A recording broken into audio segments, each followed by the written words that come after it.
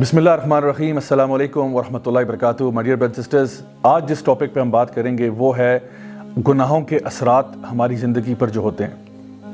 My dear brothers sisters, اللہ سبحانہ تعالیٰ کے دو قسم کے قوانین ہوتے ہیں۔ ایک تو وہ لاز ہوتے ہیں جو کہ ہمارے نیچرل لاز ہوتے ہیں، جن کو آپ لاز آف فزکس بھی کہہ سکتے ہیں، لاز آف کیمسٹری بھی کہہ سکتے ہیں۔ وہ لاز جو ہمیں آنکھوں سے نظر آ جاتے ہیں اور جن کا رسپانس یا ریاکشن ہمیں فوراً سے مل جاتا ہے۔ مثلاً کوئی شخص جو ہے اگر ایک پہاڑ سے آگے چل جائے تو وہ گر جائے گا وہاں سے نیچے۔ اسی طرح سے کوئی چیز اگر آپ آسمان کی طرف اوپر پھینکتے ہیں تو وہ واپس نیچے کی طرف آتی ہے، because what goes up must come down. اور یہ واپس جو چیز آتی ہے وہ امیڈیٹلی واپس آتی ہے۔ ایسا نہیں ہوتا کہ آپ نے اگر ایک چابیاں جو ہیں وہ اوپر پھینکی ہیں تو کوئی چابی جو ہے وہ 3 مہینے کے بعد آ رہی ہے، کوئی 5 مہینے بعد آ رہی ہے، کوئی سال بعد آ رہی ہے، نہیں، وہ امیڈیٹلی واپس آ جاتی ہے۔ یہ ہیں فزیکل لاز ہیں جو کہ ہم لوگ نیچر میں دیکھتے رہتے ہیں۔ اسی طرح سے کوئی شخص اگر آگ کو ہاتھ لگاتا ہے تو آگ امیڈیٹلی اس کو برن کرتی ہے۔ ایسا نہیں ہوتا کہ آپ نے آگ میں ہاتھ لگایا اور 2 گھنٹے کے بعد آپ کو سینسیشن محسوس ہوئی، ایسا نہیں ہے۔ تو یہ سارے کے سارے فزیکل لاز ہیں اور یہ بھی اللہ کے ہی قوانین ہیں۔ دوسری طرف اللہ تعالیٰ کے وہ قوانین ہیں جن کو ہم شریعت کہتے ہیں، جو کہ اللہ تعالیٰ نے قرآن مجید میں جن کا ذکر کیا یا پھر احادیث مبارکہ میں نبی کریم صلی اللہ علیہ وسلم نے جن کی وضاحت فرمائی۔ مثال کے طور پہ ایک انسان جھوٹ بولتا ہے تو وہ اللہ کا ایک قانون توڑ رہا ہے۔ جھوٹ بولنے کے اوپر آپ کی زبان پہ کبھی کرنٹ نہیں لگا ہوگا، کبھی کوئی مرچیں نہیں لگی ہوں گی۔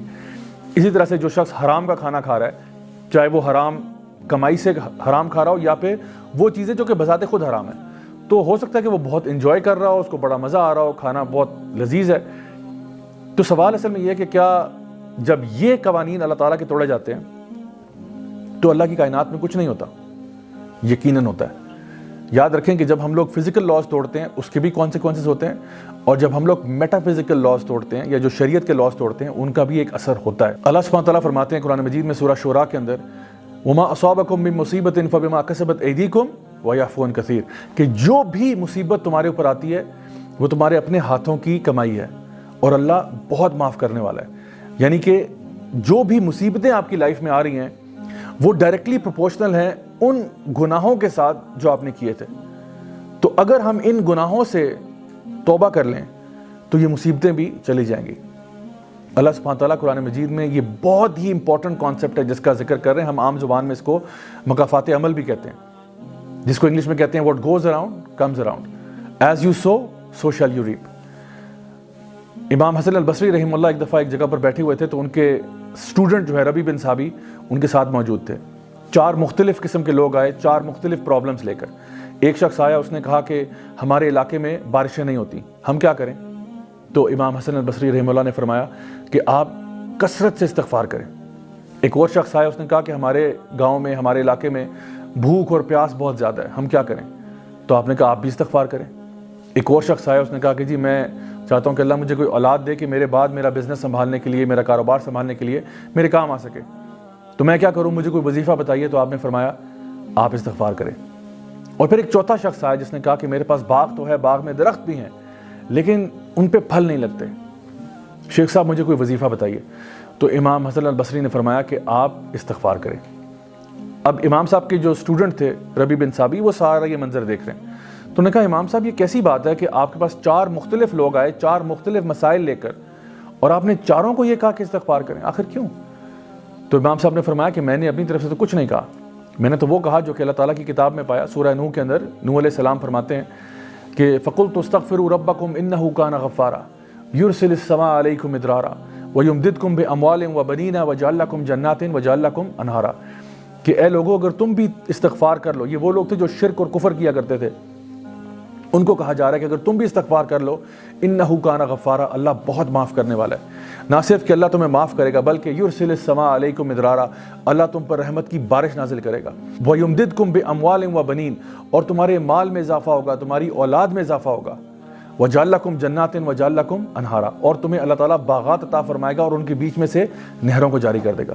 یعنی اس کو اگر ایک ورڈ میں سمرائز کیا جائے تو اللہ تعالیٰ تمہاری لائف میں پراسپیرٹی لے آئے گا، تمہاری لائف میں خوشحالی لے آئے گا۔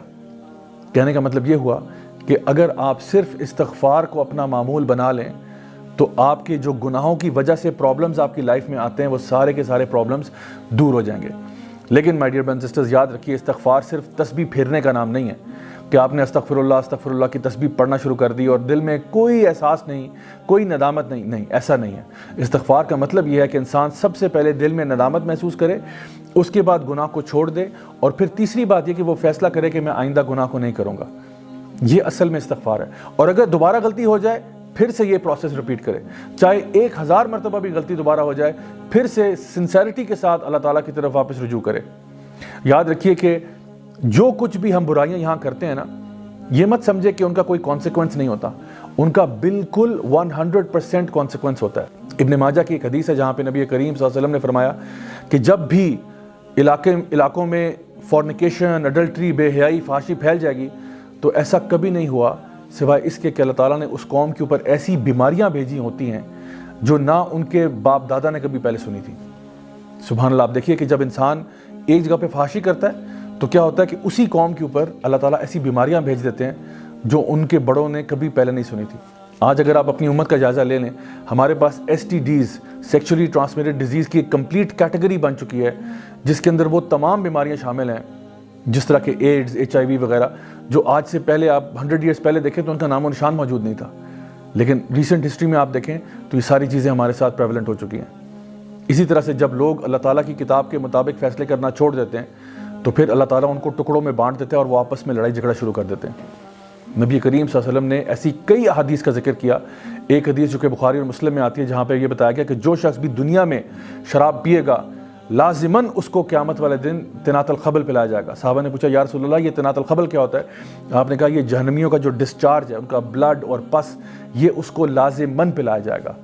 تو اگر آپ دنیا میں یہ کام کریں گے آخرت میں آپ کو یہ چیز بھگتنی پڑے گی۔ تو اس کا علاج کیا ہے؟ علاج یہ ہے کہ دنیا میں جیتے جی توبہ کر لو، استغفار کر لو، تاکہ اللہ تعالیٰ تمہارے گناہوں کو معاف کرے اور جو بھی مصیبت آنے والی ہے تمہارے اوپر سے ٹال دے۔ یونس علیہ السلام کی قوم انتہائی نافرمان قوم تھی، انہوں نے یونس علیہ السلام کو اتنا ڈسٹرب کیا کہ وہ وہاں سے چلے گئے، اور پھر کیا ہوا کہ اللہ تعالیٰ کا عذاب ان کی طرف آ رہا تھا۔ پوری قوم نے کلیکٹیولی توبہ کرنا شروع کی تو جو عذاب ان کی طرف آلریڈی آ رہا تھا اللہ تعالیٰ نے اس کو واپس کر لیا۔ اللہ اکبر۔ یہ ہے my dear brothers and sisters power of توبہ اینڈ استغفار۔ ایک اور حدیث ہے صحیح بخاری اور مسلم کی جہاں پہ نبی کریم صلی اللہ علیہ وسلم نے یہ بات ارشاد فرمائی کہ جو شخص بھی سونے اور چاندی کے برتنوں میں کھانا کھائے گا اس کے پیٹ میں جہنم کے ٹکڑے ڈالے جائیں گے۔ اب دیکھیے کہ جو انسان دنیا میں یہاں کھا رہا ہے وہ تو عیاشی کر رہا ہے، اس کو تو شاید معلوم بھی نہ ہو وہ کیا کر رہا ہے، لیکن قیامت کے دن اس کے ساتھ جو ہوگا وہ نبی کریم صلی اللہ علیہ وسلم نے واضح طور پر بتا دیا۔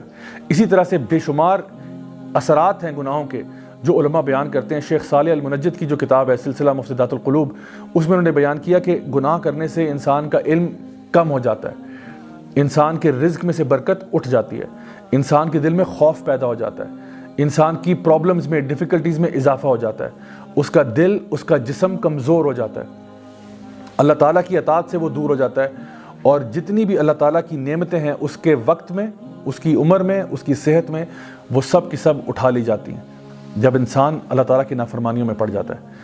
تو my dear brothers and sisters آج ہی فیصلہ کریں کہ انشاءاللہ ہم توبہ کریں گے، سچی توبہ کریں گے، استغفار کریں گے، تاکہ اللہ تعالیٰ ہمارے گناہوں کو معاف کرے اور ہمارے اوپر آنے والی تمام مصیبتیں، پریشانیاں، ڈیفیکلٹیز دور فرمائے۔ Until next time, this is me, Raja Zawlak signing off. Wassalamu alaikum wa rahmatullahi wa barakatuh.